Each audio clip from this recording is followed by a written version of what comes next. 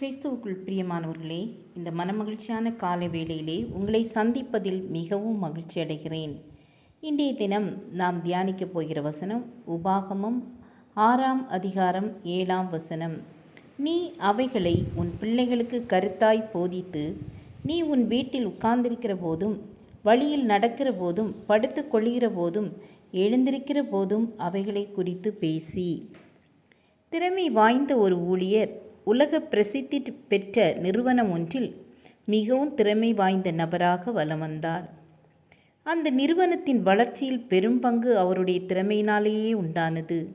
ஆனால் அந்த ஊழியர் அந்த நிறுவனத்தின் கொள்கைகளை மதித்து நடக்கவில்லை. உயர் அதிகாரிகள் எச்சரித்தும் அந்த கொள்கைகளை கடைபிடிக்கவில்லை. எனவே அந்த நிறுவனம் அவரை அந்த நிறுவனத்திலிருந்து நீக்கியது. இதனை அறிந்த வேறொரு நிறுவனம் அவரை தங்கள் நிறுவனத்தில் பெரிய பதவியை கொடுத்தது. அந்த அளவிற்கு அவர் மிகவும் திறமை வாய்ந்தவராக இருந்தார். ஆனால் அவர் அந்த நிறுவனத்தின் கொள்கைகளையும் சட்டங்களையும் கடைபிடிக்காமல் அதனை அலட்சியப்படுத்தினார். இதனால் அந்த நிறுவனமும் அவரை பெரிய பதவியிலிருந்து நீக்கியது. இப்போது அவரின் வாழ்வில் கரும்புள்ளி விழுந்துவிட்டது. தன் தவறை உணர்ந்தார். இறைவனிடம் தன் தவறுகளை அறிக்கையிட்டு மன்னிப்பு கேட்டு நல்ல வாழ்வை பெற்றுக்கொண்டார். தேவன் இஸ்ரவேல் ஜனங்களுக்கு எப்படி வாழ வேண்டும், எப்படி நடக்க வேண்டும், எங்கு செல்ல வேண்டும், என்ன செய்ய வேண்டும், என்ன சொல்ல வேண்டும் என கட்டளைகளை நியமனங்களை கொடுத்து இருக்கிறார்.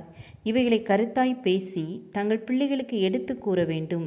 ஒரு ஆடு அல்லது மாடு மேயும் போது வேகமாக அவசரமாக புல் இலை தழைகளை சாப்பிட்டு விழுங்கும்.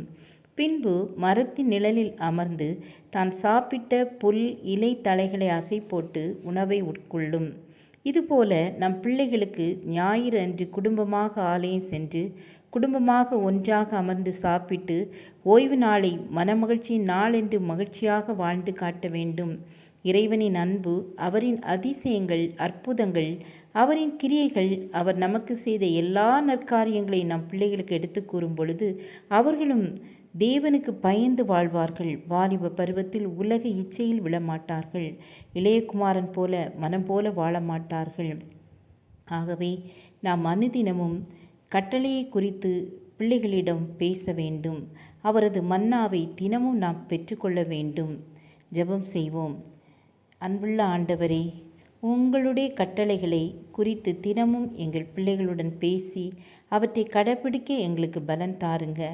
எங்கள் பிள்ளைகளை உங்களுடைய கரத்தில் ஒப்பு கொடுத்து ஜெபிக்கிறோம். வாலிப பிள்ளைகளை ரட்சிங்கப்பா. படிக்கிற பிள்ளைகளுக்கு நல்ல ஞானம் தாருங்க. ஞாபக சக்தியை இழந்து தவிக்கிற பிள்ளைகளுக்கு நல்ல ஞாபக சக்தியை கொடுங்க. உடல் பலவீனத்தோடு சுகவீனத்தோடு கஷ்டத்தோடு இருக்கிற பிள்ளைகளுக்கு நல்ல சுகத்தையும் பலத்தையும் தந்து அனைதினமும் கர்த்தர் வழிநடத்தும்படியாய் ஜெபிக்கிறேன். இயேசுவின் நாமத்தில் பிதாவே, ஆமேன் ஆமேன். God bless you.